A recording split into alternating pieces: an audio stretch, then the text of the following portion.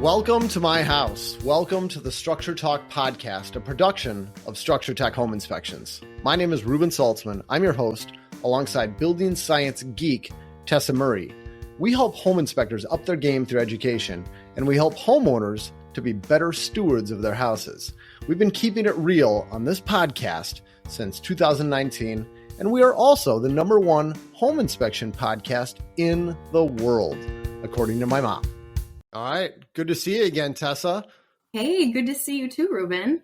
So we were just talking before the show, and I thought let's just dig right into the show. Let's just hit record and start talking about this on the air a little bit. We were talking about our morning routines, and everybody's got their own morning routine. And I've changed my morning routine significantly since having kids. I mean, that made a dramatic shift. But I thought, what is your morning routine, Tess? What do you do? Well, one thing you said that stands out to me, you said everybody has a morning routine. And I don't think I ever did have a morning routine. Really? Yeah, until recently. My morning routine was set the alarm as late as possible so that I could get as much sleep to the last minute and roll out of bed. I had my morning routine down to getting ready in 15 minutes, throw on my clothes, wash my face, brush my teeth, out the door. And this is I wouldn't a routine. It was just sleep into the last possible moment and then go. And it just depended on what time I had to be somewhere when my day started. So it was, a different time and all of that. And so it's kind of starting my day off frazzled, I guess if you could say. Sure. And my whole life I've had to wake up early for jobs and get somewhere by 7 or 8 a.m. And I am naturally not a morning person. So in the last year or so, I have been able to slow down. And, since leaving Structure Tech, I'm working part-time and doing a lot of these other things, but I've had a lot more space in my days to kind of figure out what works for me. So my friend had a sewer inspection done through inspection services, and she said that they found something that they've never seen before, and that your dad and a few other people from Structure Tech ended up coming out to the house because of this finding during the sewer inspection to look at it. And what it was, I guess, a crack in the pipe, and water was spraying into the sewer line from below. And they weren't sure if this was a problem with the water main. So they called the utility company, and the utility company said, no, we think it's just groundwater, that because of all the melting snow we're having, there's so much water underneath the sewer line, it's pressurizing and it's just shooting into your sewer line. Holy cow. So I saw the video. Never heard of that before. Yeah, me neither. I saw the video, and the sewer line is just filling up with all of this pretty clean looking clear water coming into it. Wow. Now, Tess, when you were on the team, how much I would beg people every week to share photos and videos with me. Yeah. You're telling me about something that you heard about from a friend of yours, yet I can't get anybody on my team to share this stuff with me. I'm begging them for these videos. Oh, right, man. That was a tangent. Sorry. This was an inspection with Mike, and it just happened. So, and I know Mike is really good about posting content for you. Is. So I'm sure I'll see it eventually. I might have jumped the gun telling this story. But lots of people having basement water problems right now. Yeah. Yes. And so, all right. So let's talk about what you can do. This is not roof water management, really. If it's a little bit of that, but it's surely too late right now. Everybody's stuff has melted already. By the time this podcast airs, we will have had 80-degree weather in Minnesota, and the snow will surely all be gone by then. But the ground is still going to be saturated, and people's sump pumps are still going to be going off. So what do you do to help make sure it's not coming back into your house? I'd say one of the biggest things start off with is in the wintertime, what a lot of people end up doing with their sump pump. And let me back up. What's a sump pump? Tess, you want to explain drain tile? How does it work? Sure. Well, not all houses, but a lot of the newer houses, at least here in Minnesota, have a drain tile system. It's this kind of perforated pipe that runs along the footings of your house around the perimeter of the foundation, and that collects any water from around the foundation underneath the house and takes it, dumps it into this pit, basically, that's below the slab. And this pit usually has a pump in it. And then that pump pumps the water that it collects from the drain tile out of your house. And it's really important to have, a pump that's working and then, an extension on this pipe at the exterior to get the water away from your house. If you're lucky enough to have a house with a system like this, and there are houses that are older that people have added drain tile and sump pump later as a retrofit situation to resolve, water intrusion issues in their basement. But a lot of the older houses around here don't have drain tile and sump baskets and sump pumps. Yep. And so if you do have that system, it's important. I mean, it's important to realize where this water is coming from. This is all water that's melting into the ground, and then it's finding its way under your house, and it would be water that would come into your basement. So you want to pump it out way away from your house. If you have this stubby little pipe that just sticks out of your foundation wall, and you pump it right out there, well, you're just kind of creating a loop. It's going to saturate the soil right next to your house, and it's going to drain right back down in the exact same system, and it's just going to keep going over and over again. So it's really important to take that water, pump it well away from your house. So you want to have a big, long hose on there. However, during the dead of winter, you don't want to have this big, long hose running along the surface of your house, because any water that gets pumped into there, eventually that's going to freeze and it's going to completely block your discharge, and you could end up with a flooded basement. I mean, the first time your pump actually needs to kick on, the pump's going to turn on. It's going to try to push the water out of that system, and it's not going to have anywhere to go. So something's going to give. Either your motor's going to burn out, or it's going to separate one of the fittings inside your house, and you're going to have a big old mess. The water is not going to get to the outside. So people typically disconnect those in the wintertime. But now that we got this melt, you definitely should have reconnected it. Yeah. And I got a fun little personal story. I've got a family friend who had a problem with her house. She was having some flooding in the basement. I went over to check it out. And on the outside of her house at the sump pump discharge, the typical pipe coming out the side of your house is a 1.5-inch pipe. And someone had put a bell reducer on that, getting it from 1.5 inches down to a garden hose thread. And the difference between 1.5 inches and 3/4 inches is not half. Because if you go back to, grade school math to figure out the surface area of a circle, you do pi r squared or something like that. And it's way more. I mean, you're cutting it down to like 1/4 of what it should be when you get down to a garden hose size. So we're taking all this volume and we're trying to squeeze it in this tiny little hole. But then to top it off, there was a short length of garden hose attached to it. And it went away from the house just a few feet. And the garden hose was completely frozen, everything in there. And the sump pump had kicked on. As soon as things started melting, it tried to pump water out into this frozen hose. There's nothing going through there. So then the fitting inside the house just disconnected. It had this it had a rubber coupler on there, and that thing just disconnected. So I came over, I said, I'll try to help you fix this, and reconnected that fitting for her. We turned the pump on, and instantly it disconnects. Water everywhere. I mean, it sprayed me, it sprayed the homeowner. We got soaked.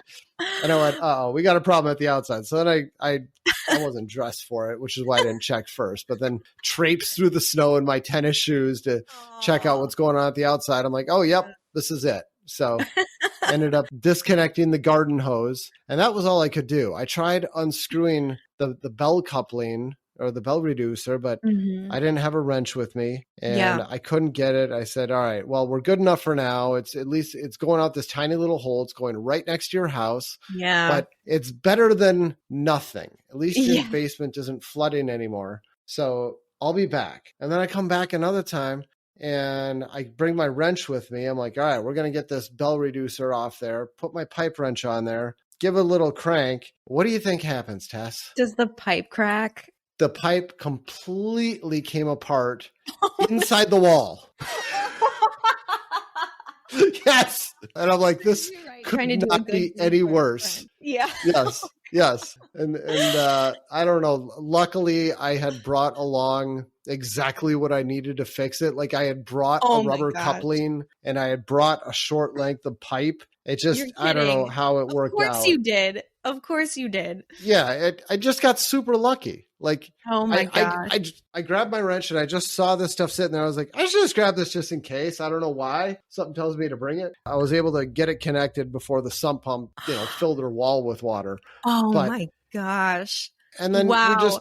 we put a corrugated hose on there. It went out about 25 feet into the yard, and that's perfect. And that's all you need for now. So take care of that. Oh my gosh. Good If you- story. I was going to add to Yeah. that. My parents had a sump pump that just discharged right next to the house for a while when they lived in Dubuque, Iowa. And I told them to get an extension onto that. And so they did. And they took this corrugated extension all the way down kind of to the bottom of the yard at the end of the house. But it turns out that the squirrels started using that hose as a storage place for their acorns.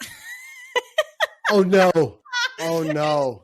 So the pump was having problems. My dad's like, I don't know what's going on here. So we went out there and we looked, and sure enough, there were like 100 acorns stuffed into this corrugated extension pipe that we had to clear out for the water to start flowing again. So then we put a little bit of we wrapped the end of the hose in some sort of like, I don't know, what do you call it, like a mesh thing, to keep the hardware cloth or something. Yeah, exactly, to keep the rodents out. And that worked Smart. as well. But yeah, check your extensions, make sure they're away from the house. And sometimes too, what can be a nice solution, it takes a little bit more work and a little bit more money, but to actually bury the pipe that takes the water away from the house and have that extension below the ground, and then how would you describe that, Reuben? Where it terminates outside of the house and then it dumps water into that.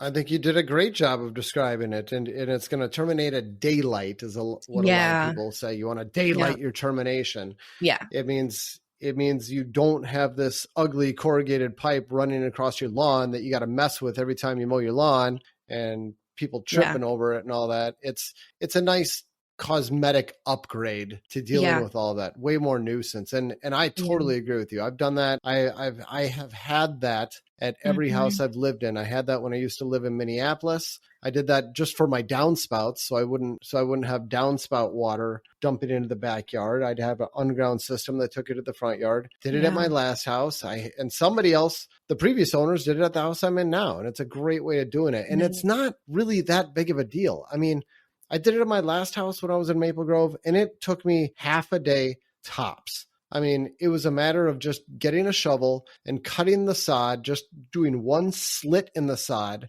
and then folding the sod over about, maybe an 8-inch path where I fold the sod over, and then get a little trenching shovel, dig a trench, lay down that corrugated stuff you're talking about, pretty close to the surface, but it runs down the hill, and then it terminates at the lowest point in the hill near some wetland area, and then put the dirt back on top of it, and then flip the sod back over, or flip the grass back over. And I swear, within a week, you could barely see where it was. I mean, it started growing back right away. So it doesn't have to be this nasty scar that destroys your yard. Yeah. It doesn't need to be super deep. It's really not that big of a deal to do this. You can do it with just a shovel. Well, that doesn't sound too bad. Initially when you say something's really easy, it only took me half a day, I think, well, that's Reuben time for a normal person. Probably a day or 2 days, maybe even a week. But that sounds doable. Yeah. It really wasn't that big of a deal. And, it's about getting the right shovel. It's going to be a really, really long, narrow shovel. It's like the long nose pliers version of a shovel. Uh-huh. Long and narrow. Yeah. Yep. Yeah. That's good. For digging trenches. What else would you say about, for people that don't have drain tile, what sort of things can they do to help reduce potential for water problems? Man, I don't know. This time of year, it's like you've already, it's a little bit too late. I mean, you've got all the snow melting around your house. Yeah. Once it gets nicer, you can work on grading. I mean, making sure that your landscape directs water away from the house. That's a huge one. But today, I don't know what you can do, Tess. I mean, Get the here's things one up off thought. the floor. Yes, exactly. That's what I was just gonna say. Is if you've got unfinished basement areas, don't store stuff on the floor where it can get wet. And if you've got an unfinished basement and you get water coming in your unfinished basement, you don't need to freak out about it. It's not really going to cause any damage unless you've got stored stuff that it gets wet. Yeah. I mean, water coming through the concrete block, water sitting on your concrete floor, none of these things are going to damage the house. It's really not a big deal. I mean, I know people's tendency is to freak out about it, but you'll be fine. It's only a problem when you get your stuff wet or like you've got finished spaces, you get wet carpet, wet walls. That's a thing. I'd be concerned about that. Yeah, because of mold and all those things that go along with it. But that's a really good point, Reuben. I grew up in a house in Wisconsin that was built kind of on a hill, and every spring snow would melt and drain towards the house, and we would get pretty significant water intrusion through the basement. And I remember it was like, okay, everybody get your mop. And we'd head down and there would be like a stream going through the basement. And luckily it was unfinished, but it was still, I mean, it was a lot of work to like mop up all the water. But the good news is exactly that. It was unfinished and we would just mop it up and let it dry. And then it was fine. Yeah. But nothing we could do. I mean, we had gutters, we had good extensions on, we tried sealing all the cracks and gaps in the driveway and everything that could allow water to come in. But it was clay soil. It was where the house was located on the hill. It was the way the water came down towards it, that there was like nothing we could do. Yep. And it's not the end of the world as long as it doesn't stay wet. I mean, the only concern I think we'd have there is if a wall stays wet for a really long time, eventually you're going to get mold growing on it just from dust in the air. I mean, mold won't grow on concrete itself, but it'll grow on dust and dirt that's on the concrete. So eventually you can get some mold growing, but it's not a big deal to clean that up either. Right. I mean, because it's unfinished, you can clean it. Yeah, exactly. So keep it clean, deal with the water when it does come in. Yeah. And if you've got a sump system, make sure it's discharging well away from your house. And I know we've probably covered this. It feels like a half a dozen times on this podcast, but we got to bring it up again.